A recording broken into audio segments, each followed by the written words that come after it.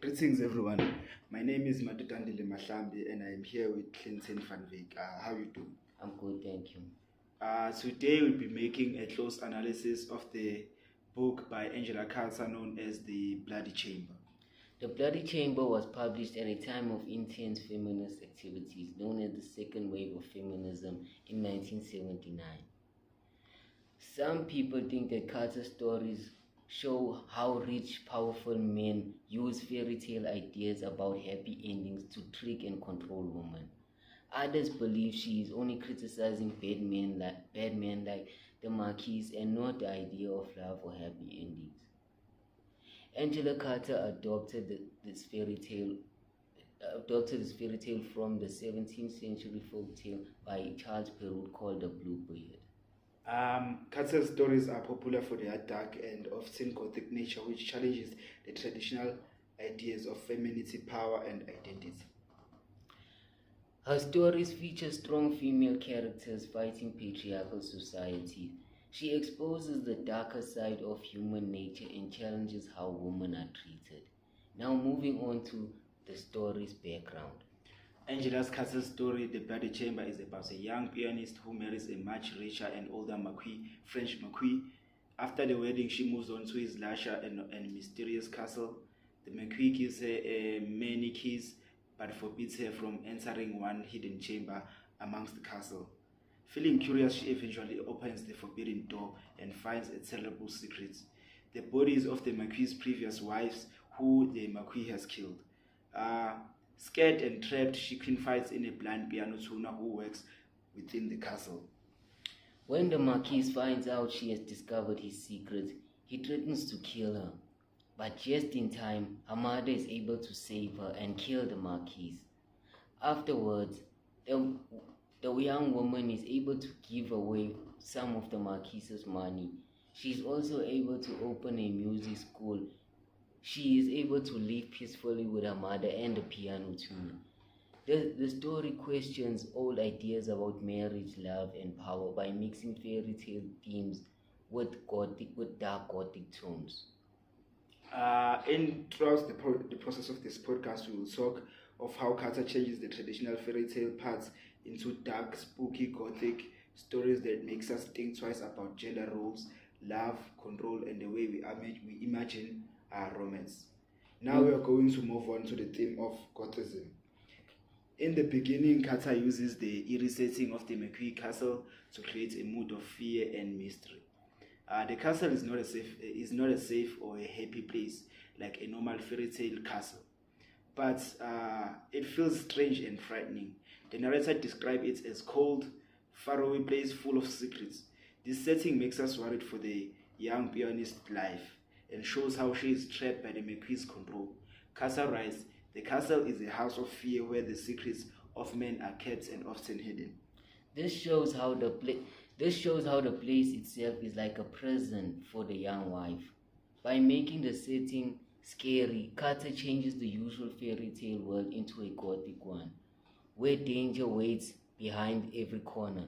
This helps us understand how the story is not just a simple love tale, but a warning about power and control.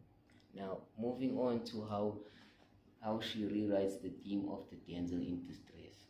Okay. Carter, in order to write the theme of damsel in distress, Carter changes the idea of damsel in distress to give the heroine more power. Usually, in most fairy tale books, the women we will find women who are helpless and they need to be saved. But in the story Bloody Chamber, the young wife does not just wait to be rescued. Instead, she acts with courage and intelligence.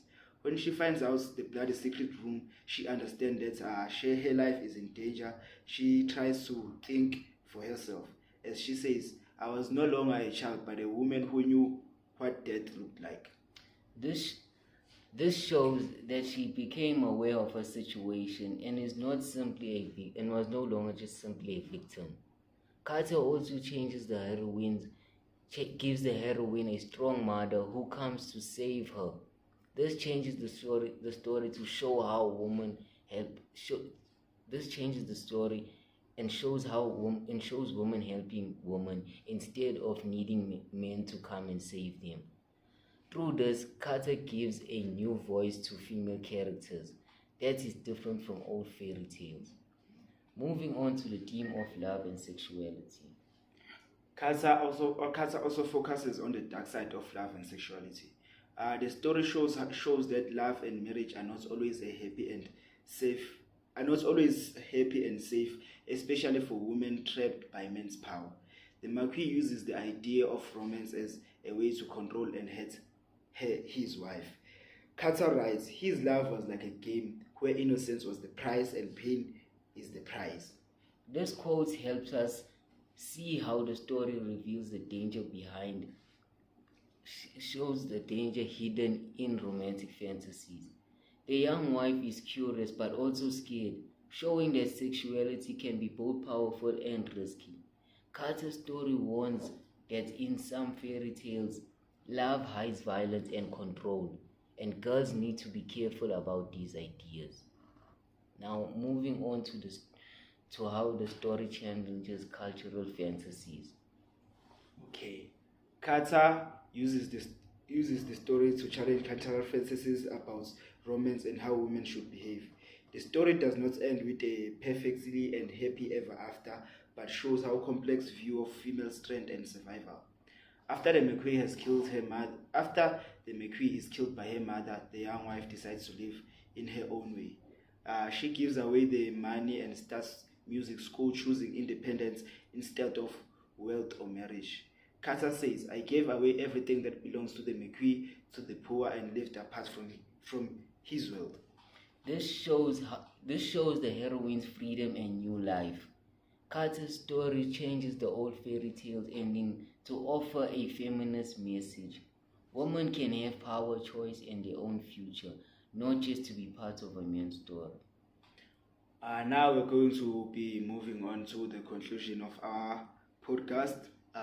The story Angela Carter in the Bloody Chamber is a powerful story that changes the old fairy tales to show the real struggle that women often face. By using dark gothic settings and strong female characters, Carter breaks old ideas about women being weak or helpless. Instead, she shows women as brave and independent, able to fight back and choose their own paths. Her story sends a strong message about women's freedom and challenges the old stories that kept them silent and controlled. This makes her work an important part of feminist literature. Thank you. Thank you. Now we've come to the end of our podcast. Hope you enjoyed it.